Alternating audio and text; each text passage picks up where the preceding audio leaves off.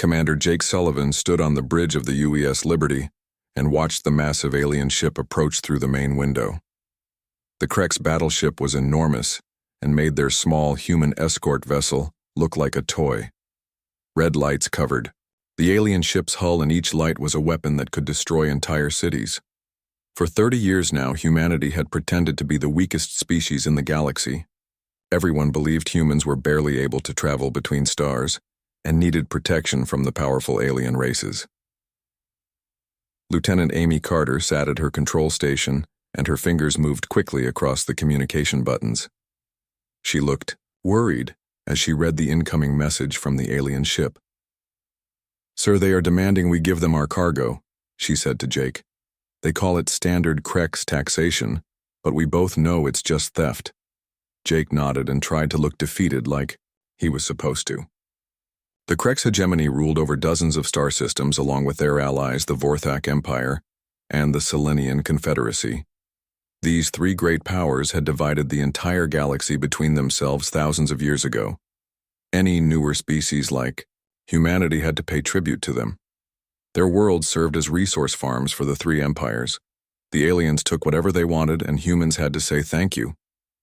At least that's what everyone in the galaxy believed was happening. "Send them our compliance codes," Jake ordered Amy. "Tell them we are carrying medical supplies to our colony on Kepler 442b. Make sure you sound scared and grateful for their protection." Amy typed the message and sent it to the Krex ship. In reality, the cargo hold contained something much more valuable than medical supplies. Hidden inside fake medical containers were advanced sensor arrays that would complete humanity's greatest trick. For 30 years, Earth's leaders had been playing the most elaborate game of pretend in galactic history. They let everyone think humans were weak while secretly building something that would change everything. The Krex ship's captain responded quickly. His voice came through the speakers sounding bored and superior. "Primitive humans, you will transfer 20% of your cargo to our ship immediately. This is payment for safe passage through Krex space. Be grateful we do not take more." Jake pretended to hesitate and look upset. 20%, sir? That seems like a lot. Our colony really needs these medical supplies. People will die without them." "Not our problem, human," the Krex captain replied, with a laugh. "Pay the tribute, or we will take your entire ship and sell your crew as slaves. Choose quickly." Amy made her face look scared and began preparing the cargo transfer. This was all part of the show. The medical supplies they were giving away were real, but they were extras. The important cargo stayed hidden in secret compartments that alien scanners could not detect. Human engineers had spent decades learning how to fool every type of alien sensor technology. While the cargo transfer happened, Jake thought about Admiral Lisa Parker, who was watching everything from her secret command center on Titan. She was probably smiling right now because this encounter meant they were almost ready for the next phase. Every time aliens bullied humans, it gave Earth's military more intelligence about alien technology and tactics. The Krex took their tribute and left without saying goodbye. They never bothered with politeness when dealing with what they saw as inferior species. As soon as the alien ship disappeared, Jake allowed himself a small smile. The Krex captain had no idea that human ships had been recording everything about his vessel. The scan data would help human engineers build even better weapons and defenses. "Amy, sent a coded message to Admiral Parker," Jake said. "Tell her package. Delivery was successful and the customers were as rude as expected." Amy laughed as she sent the message. Package delivery was their code name for intelligence-gathering missions. The rude customers were obviously the aliens who thought they were so superior to humanity. These encounters happened hundreds of times every year across human space. Each time aliens demanded tribute or pushed humans around, they unknowingly gave away more information about themselves. The truth was that humanity had been ready to fight back for over a decade. Their hidden fleet was larger and more advanced than anything the galaxy had ever seen. But Earth's leaders wanted to wait until they were absolutely certain of victory. They had learned from studying alien history that failed rebellions led to complete extinction of the rebel species. "Jake, do you ever wonder what it will be like when we finally show them what we really are?" Amy asked as she finished her reports. "Every day," Jake replied, looking out at the stars. "I think about all the human colonies that have been raided, all the tribute payments that could have fed our people instead. All the times we had to bow our heads and pretend to be grateful for scraps. The waiting is the hardest part, Amy agreed. Sometimes I want to just activate our real weapons and show these aliens what human engineering can do. Jake understood her frustration. Every human in the military felt the same way. They had weapons that could cut through alien shields like paper. They had ships that could appear and disappear at will. They had defenses that could stop any alien attack, but they had to keep pretending to be weak until the perfect moment arrived. Soon, Jake promised. Admiral Parker says we are almost ready. A few more months of intelligence gathering and then the whole galaxy will learn what humanity has been building in secret. The UES Liberty continued on its journey toward the human colony carrying its real cargo of sensor equipment. Behind them, the Krex ship headed back to its patrol route completely unaware that it had just been scanned by technology far beyond their understanding. The aliens thought they had just collected easy tribute from weak humans. They had no idea they had actually helped humanity take another step toward galactic domination. In hidden bases throughout human space, millions of people worked every day to maintain the greatest deception in galactic history. Scientists perfected new weapons. Engineers built impossible ships. Spies gathered intelligence from alien worlds. Soldiers trained for the day when humanity would finally reveal its true power. The galaxy thought it knew humanity. Soon everyone would learn how wrong they had been. Admiral Lisa Parker took the secret elevator down through Europa's thick ice toward the most classified location in human space. Facility Omega officially did not exist, and no government records mentioned its construction. The elevator dropped, for several minutes through solid ice before finally stopping at a depth where no alien scanner could ever detect what lay hidden below. The doors opened, and Parker stepped into the largest construction bay ever built by human hands. The chamber stretched for kilometers in every direction with a ceiling so high it disappeared into darkness above. Thousands of ships filled the vast space, but these were not the primitive vessels that the galaxy knew about. These were technological marvels that combined 30 years of stolen alien technology with human innovation. Status report, Commander. Parker said to Commander Ben Hayes, who was waiting for her near the entrance. Hayes had been the chief engineer of this project since its beginning, and he knew every detail of humanity's secret fleet. Ma'am, the fleet stands at full readiness, Hayes replied while checking his electronic tablet. 12,000 vessels, across all classes from stealth frigates to our new dreadnought squadron. The Krex still think we use primitive fusion drives. The Vorthak have never seen our plasma shield technology. The Selenians would be shocked to discover we have perfected their own psionic dampener systems. Parker walked between the massive ships and felt pride at what humanity had accomplished. Each vessel represented years of secret development work. While humanity appeared to struggle with basic space travel, their hidden fleet used revolutionary antimatter power cores. While they seemed to rely on simple kinetic weapons, their actual arsenal included reality warping devices that could phase enemy ships out of normal space. The Council of Three has called another taxation assembly, Hayes continued as they walked, past a row of stealth destroyers. They want to increase tribute demands by 40% across all human worlds. They believe we are becoming too wealthy for a primitive species. Perfect timing, Parker said with a slight smile. How many years have we been feeding them false intelligence about our real capabilities? 32 years, ma'am, Hayes answered immediately. They think our entire space force consists of 200 outdated ships with chemical rocket engines and nuclear warheads. They have no idea we can build vessels that make their best dreadnoughts look like ancient relics. Parker stopped in front of the UHS Sovereign, which was humanity's new flagship. The ship was 3 kilometers long and packed with weapons that could destroy entire fleets. Its armor was made from materials that did not exist in alien science. Its computers could process information faster than entire alien planetary networks. Show me the intelligence summary, Parker requested. Hayes activated a holographic display that showed the current positions of all major alien fleets throughout the galaxy.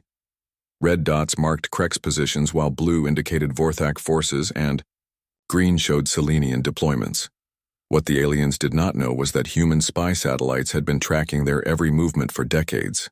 The Krex have 40% of their fleet tied up in border disputes with the Vorthak, Hayes explained. The Vorthak are dealing with rebellions in 3 star systems. The Selenians are fighting off raiders in their outer territories. None of them are prepared for a coordinated assault. What about their home defense fleets? Parker asked. Minimal, ma'am. They have grown so confident in their superiority that they keep most of their forces deployed for conquest and tribute collection. Earth's intelligence estimates that we could capture all 3 alien home systems simultaneously with moderate losses. Parker nodded as she studied the tactical display.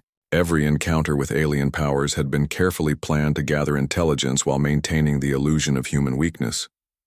Human agents disguised as desperate diplomats and humble traders had infiltrated every major alien civilization. They slowly pieced together alien technologies and identified strategic weaknesses. The psychological factor will be just as important as our technological advantage, Parker observed. These species have ruled the galaxy for thousands of years. They cannot imagine being challenged by anyone they consider inferior. Our behavioral analysts agree, ma'am, Hayes said. Alien leadership suffers from extreme arrogance and complacency. They will be unable to adapt quickly to the reality of human superiority.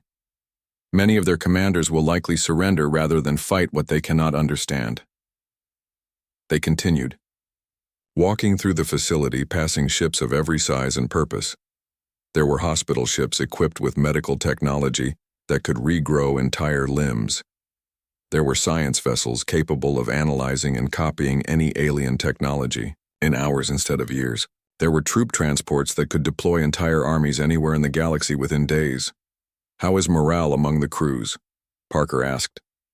Excellent, ma'am, Hayes replied. Everyone understands the importance of maintaining operational security until the reveal. They know that 30 years of careful preparation will be wasted if we act too early. But they are eager to finally show the galaxy what humanity can accomplish when we stop pretending to be weak. Parker paused at an observation deck that overlooked the main construction area. Below them, human workers continued building new ships and upgrading existing ones. The pace of construction had increased dramatically over the past year as the final preparations were completed. The alien taxation assembly is scheduled for next month, Parker said. I think it's time we attended one of their meetings. Hayes looked surprised. Ma'am, are you suggesting we reveal ourselves at the assembly? The symbolism would be perfect, Parker explained. For decades we have sent humble diplomats to beg for mercy from the Council of Three. This time I will attend personally and show them exactly what they have been dealing with all these years. The risk would be enormous, ma'am, Hayes warned. If something goes wrong, we would lose the element of surprise completely. The risk of waiting is even greater, Parker replied. Our intelligence suggests the aliens are planning to increase their oppression of human worlds. Some of their military leaders want to make examples of human colonies to prevent other species from getting ideas about resistance. Hayes understood. The window of opportunity was closing. Humanity needed to act before the aliens became suspicious or decided to crush human civilization completely. Begin final preparations for fleet deployment, Parker ordered. I want every ship ready for immediate action. Coordinate with our agents throughout alien space. In 30 days, the galaxy will learn that the age of alien dominance is over. Yes, ma'am, Hayes replied with obvious excitement.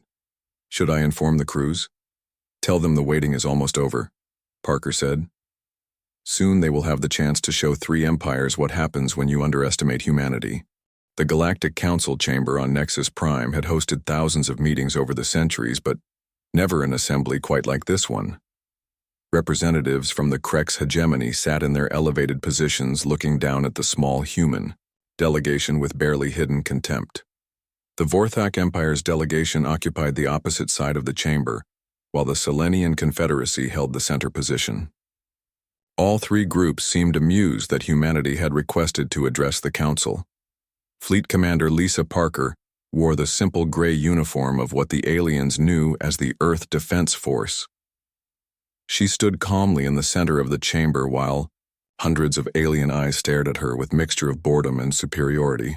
The chamber's design was meant to intimidate lesser species by making them feel small and powerless.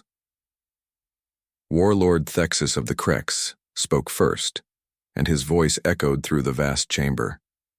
Human representative, we have summoned you here to discuss new tribute requirements for your species. The Council of Three has decided that humanity has grown too comfortable in recent years. Your worlds show signs of prosperity that suggest you are not paying adequate tribute to your protectors. Emperor Vorthak VII leaned forward on his ornate throne, and his red eyes glowed with malice. Indeed human. Perhaps we should claim one of your worlds as a direct colony. Your people seem to have forgotten the price of our protection.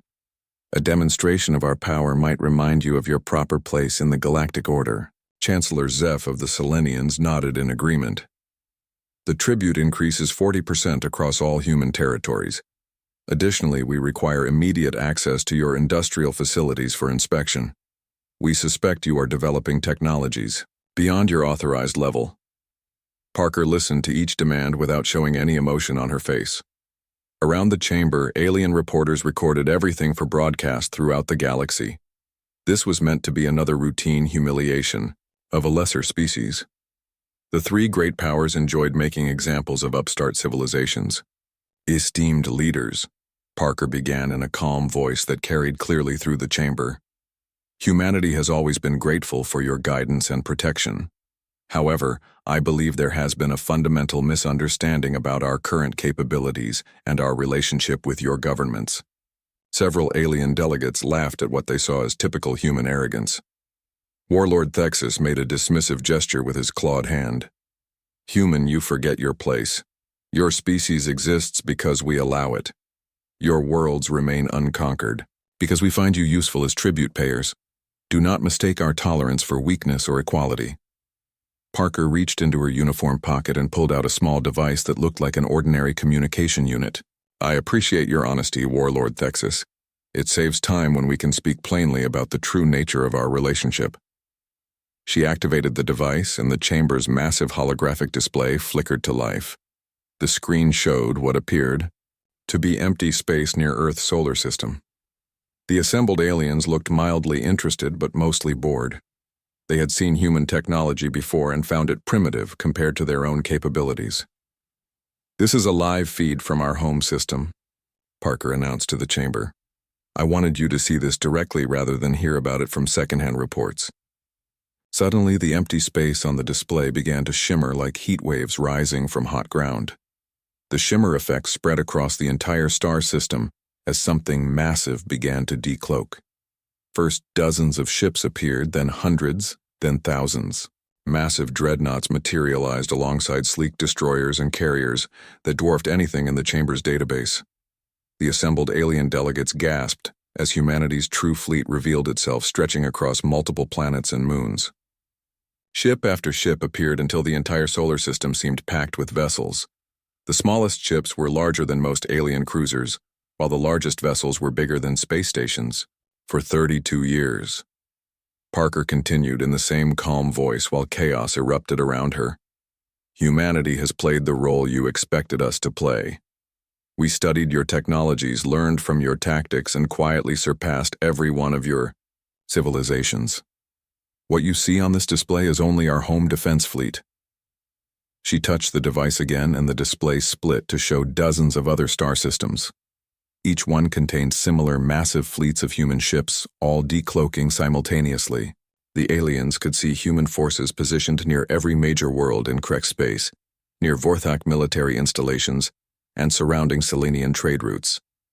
Similar forces are currently positioned near every major alien world throughout the galaxy, Parker explained while alien delegates frantically activated their own communication devices to contact their home fleets. We have been watching you, studying you, and preparing for this moment since the day you first demanded tribute from Earth. Warlord Thexus had gone completely silent, and his usually fierce expression showed pure shock.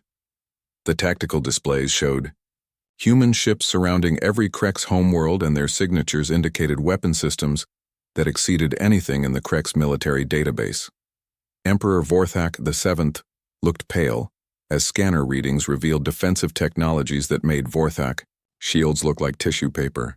This is impossible, Chancellor Zeph whispered as his analysts reported that human ships were using Selenian psionic technology, but in ways the Selenians themselves had never imagined. Your species cannot have developed such capabilities without our knowledge. Parker smiled for the first time since entering the chamber. Chancellor, you are correct that we could not have developed these capabilities alone. Fortunately, you and your allies provided us with excellent teachers over the past 3 decades. Every time you demanded tribute, you gave us opportunities to study your ships. Every time you shared technology with us as a reward for good behavior, you helped us improve our own designs. Every time you dismissed us as primitive, we learned more about your weaknesses. The chamber erupted in shouting as alien delegates demanded explanations from their military commanders. Emergency communications flooded in from across the galaxy as alien fleets tried to respond to the sudden appearance of human forces, but it was already too late for any effective response. You see, esteemed leaders, Parker concluded, while the chaos continued around her, we were never seeking your protection. We were buying time to grow strong enough to end your reign of tyranny over the galaxy. Today that time has come. The revelation sent shockwaves through every alien government as the true scope of human capabilities became clear. The species they had dismissed as primitives had secretly become the most powerful military force in galactic history. General Kevin Martinez stood in the command center aboard the UHS Sovereign as the massive flagship materialized directly above Nexus Prime. Through the main viewport, he could see alien ships scrambling to form defensive positions around the space station, but their movements looked desperate and uncoordinated. After 30 years of planning, this moment had finally arrived, and everything was proceeding exactly as human strategists had predicted. Sir, all alien military commanders are requesting immediate communication channels, reported Captain Susan Wright from her position at the communications console. The Kreks are attempting to mobilize their reserve fleets, but our intelligence networks indicate they can only achieve 30% operational strength due to their ongoing territorial disputes with the Vorthak. What about Vorthak response times? Martinez asked while studying the tactical displays that showed human forces throughout the galaxy. The Vorthak Empire is in complete chaos, sir, Wright replied. Emperor Vorthak VII has locked himself in his war room and refuses to speak with anyone. Their psionic command network has collapsed because our dampening fields are blocking all mental communications between their ships and ground forces. Martinez nodded with satisfaction. Human intelligence had been perfect in its assessment of alien weaknesses. The 3 great powers had grown soft and complacent after centuries of easy dominance over lesser species. They had never prepared for the possibility that one of their subjects could secretly surpass them technologically. And the Selenian response, Martinez inquired. Most interesting development of all, sir, Wright said with obvious surprise in her voice. Chancellor Zeph has ordered his entire fleet to stand down immediately. He is requesting diplomatic immunity and offering to surrender all Selenian territories to human authority without resistance. Smart man, Martinez observed. He understands that resistance would be futile and costly for his people. Open a priority channel to all alien vessels and planetary governments throughout the galaxy. Wright activated the communication array, and Martinez's image appeared on screens throughout known space. Behind him, the bridge of the Sovereign showed the disciplined efficiency of human military operations, while outside the viewports, thousands of human ships held perfect formation around Nexus Prime. Peoples of the galaxy, Martinez began, and his voice reached every inhabited world in Krex Vorthak and Selenian space. For over 3 decades, your leaders have treated humanity as an inferior species, demanding tribute, claiming our worlds, and treating our people as resources to be exploited for their benefit. This treatment ends today and will never be repeated. He gestured toward the tactical display that showed human forces positioned throughout the galaxy. Every major alien world was surrounded by human ships, while alien fleets found themselves outnumbered and outgunned wherever they attempted to gather. We offer your civilizations a simple choice, Martinez continued. Your current leaders can step down peacefully and allow for the establishment of a new galactic government based on equality and mutual cooperation between all species, or they can choose to resist our forces and face the full consequences of challenging a species that has spent 30 years preparing for this exact moment. The ultimatum was broadcast simultaneously to billions of beings across hundreds of worlds. In the Krex territories, Warlord Thexus watched from his flagship as human vessels surrounded his position with weapons that could vaporize his entire fleet in seconds. He had built his reputation on conquering weaker species, but now faced opponents whose technology exceeded his understanding. Emperor Vorthak VII emerged from his war room long enough to see reports of human ships appearing throughout his empire. The Vorthak had always relied on their psionic abilities to coordinate their forces, but human dampening technology had rendered those abilities useless. His commanders were blind and deaf, unable to communicate with each other or coordinate any effective response. Chancellor Zeph had already made his decision and was preparing formal surrender documents. The Selenians had always prided themselves on being the most intellectual of the three great powers, and Zeph understood immediately that resistance would accomplish nothing except unnecessary death and destruction. "Sir, we are receiving responses from across the galaxy," Captain Wright reported. 17 Krex sector governors have announced their surrender. The Vorthak outer territories are declaring independence from the Empire. Most Selenian worlds are requesting immediate integration into whatever government structure humanity plans to establish. "Any signs of military resistance?" Martinez asked. 3 Krex fleets are attempting to mount coordinated attacks, sir, but they are severely outmatched. Admiral Chen reports that human forces are disabling alien vessels with minimal casualties. Our orders to avoid unnecessary killing are being followed exactly. Martinez felt relief at that news. The goal had never been to destroy alien civilizations, but to end their dominance and create a better system for all species.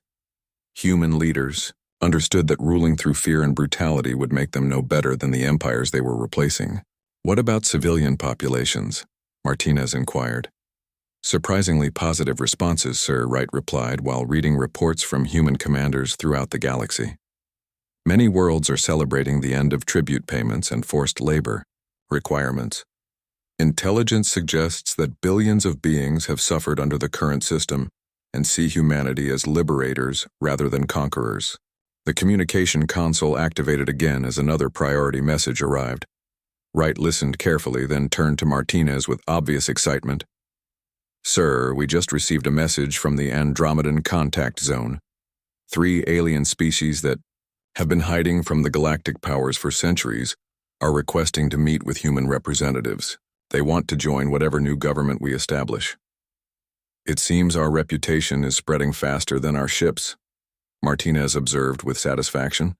"Send diplomatic teams to make contact with these new species. Make it clear that we seek partnership, not domination." Throughout the galaxy, the old order was collapsing as news of human capabilities spread. Species that had lived in fear for generations began to hope for something better. The tribute fleets that had collected resources from weaker worlds found themselves surrounded by human vessels and forced to return their stolen cargo. "Sir, the remaining Krex and Vorthak leadership are requesting a ceasefire and immediate negotiations," Wright reported. "They claim they are prepared to discuss terms for peaceful transition of power." "Tell them that negotiations will be conducted on Earth," Martinez replied. "They can travel to our world as humble petitioners, just as they forced our diplomats to do for decades. They will learn what it feels like to be the weaker party seeking mercy from their superiors." The irony was perfect and intentional. The same alien leaders who had demanded that humans grovel for basic rights would now have to beg for their own survival. The species they had dismissed as primitive would decide their fate just as they had once decided the fate of countless others. "Open a channel to Admiral Parker," Martinez ordered. "Tell her that Phase 1 is complete and we are ready to begin Phase 2 of the liberation." 6 months after what historians now called the Great Revelation, Admiral Lisa Parker walked through the halls of the new Galactic Senate building on Earth. The transformation of galactic civilization had been remarkable and largely peaceful. Most alien species, upon seeing the overwhelming evidence of human technological superiority, had chosen cooperation over futile resistance. The former Emperor Vorthak VII has agreed to the establishment of democratic councils on all former Empire worlds, reported Director Carol Bennett, who now served as humanity's chief diplomatic coordinator. "The transition has been smoother than our projections suggested. Most Vorthak citizens seem relieved to be free from their emperor's harsh rule." Parker nodded while reviewing status reports on her tablet. The massive building around them had been constructed in record time using human technology to serve as the headquarters for the new galactic government. Representatives from over 40 species now work together in ways that would have been impossible under the old system of empire and tribute. What about the former Krex territories?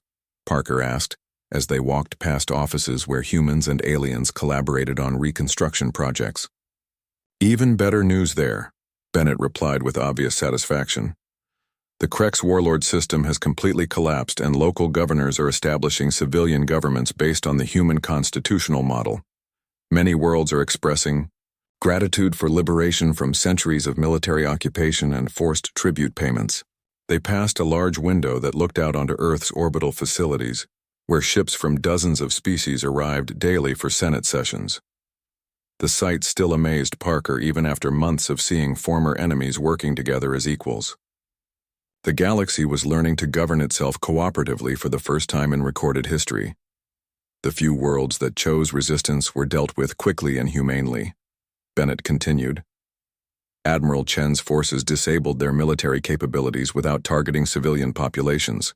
Most of the resistant leaders have since agreed to step down in exchange for amnesty and pension benefits.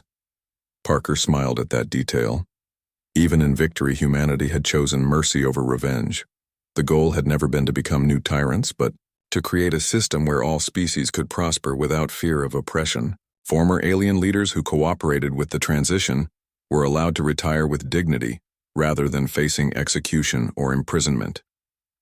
What about technological integration? Parker inquired. Proceeding ahead of schedule, ma'am, Bennett reported. Now that we no longer need to hide our capabilities, human engineers are sharing selected technologies with allied species.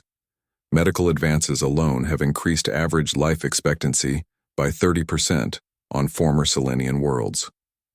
Agricultural improvements are ending famine on 17 planets that suffered under the old tribute system. Captain Ryan Foster approached them carrying the daily intelligence briefing. He had been promoted to head of the new Galactic Intelligence Service, which monitored threats to the emerging democratic order. Ma'am, we have discovered something very interesting in the old Krex military archives, he said. What kind of discovery? Parker asked. The Krex had detailed protocols for dealing with what they called emerging powers, Foster explained. Their system included systematic oppression specifically designed to prevent technological advancement among subject species. They knew that races like humanity could eventually challenge their dominance if allowed to develop freely, which makes their shock at our revelation even more satisfying, Parker observed. They created the very conditions that motivated us to surpass them. Foster nodded and continued with his report. The archives also contain evidence of dozens of species that were completely destroyed for showing signs of advanced development. The Krex wiped out entire civilizations to maintain their monopoly on high technology. That information reminded Parker why the human deception had been necessary.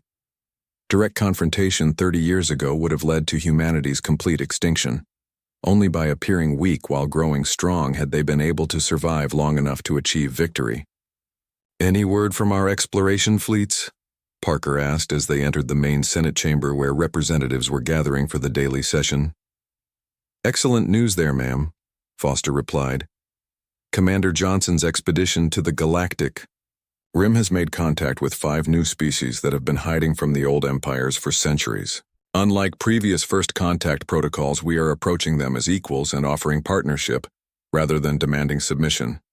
And their responses. Overwhelmingly positive, Foster said with a smile. Word has spread throughout unexplored space that humanity defeated the 3 great powers without becoming conquerors ourselves. Dozens of hidden civilizations are now requesting contact with the new galactic government. Parker took her seat in the Senate chamber and watched as beings from across the galaxy conducted the business of democratic governance. Former enemies debated policy with remarkable civility. Species that had never been allowed to speak in their own defense now helped write the laws that would govern their worlds. The morning reports show continued progress in all sectors, Bennett said as she handed Parker the daily summary. Trade between former enemy species has increased by 400%. Scientific collaboration is producing breakthroughs that no single species could achieve alone. The standard of living is improving on every world that has joined the new confederation. What about security concerns? Parker asked. Minimal, ma'am, Foster replied. The few remaining warlords and Imperial holdouts lack the resources to threaten the new order. Most of their former troops have accepted amnesty and integration into local security forces. The galaxy has never been more peaceful. Parker looked around the chamber and felt deep satisfaction at what humanity had accomplished. The hidden fleet that had shocked the galaxy into submission was now being used to protect trade routes and deliver humanitarian aid. The weapons that could have destroyed civilizations were instead being used to build a better future for all species. Admiral Bennett said quietly, "The morning's first speaker is scheduled to address long-term expansion policy. The question is whether we should actively seek out more hidden civilizations or wait for them to contact us." "What does the intelligence suggest?" Parker asked Foster. "Our deep space surveys indicate there may be hundreds of species living in isolation throughout the galaxy," Foster replied. "Many fled to remote systems to escape the old empires. They might never emerge unless we actively demonstrate that the threat has ended." Parker considered the implications carefully. Humanity had revealed its power to save the galaxy from tyranny, but now faced the challenge of using that power responsibly. Every decision would set precedents for how the new galactic civilization would develop. "Begin planning for peaceful contact missions," Parker decided. "But make sure our approach emphasizes invitation rather than conquest. We want these species to join us because they choose to, not because they fear us." The session began, and Parker listened as representatives debated the details of galactic reconstruction. The species that had once demanded humanity's submission now sought human guidance in building democratic institutions. The hidden fleet had become the foundation of a new galactic order based on cooperation rather than conquest. As Parker watched former enemies working together, she reflected on humanity's greatest achievement. They had proven that sometimes the best strategy was not to fight openly, but to appear weak while growing strong. The galaxy's new age was being built not on the dominance of the powerful, but on the wisdom of those patient enough to change everything when the moment was right.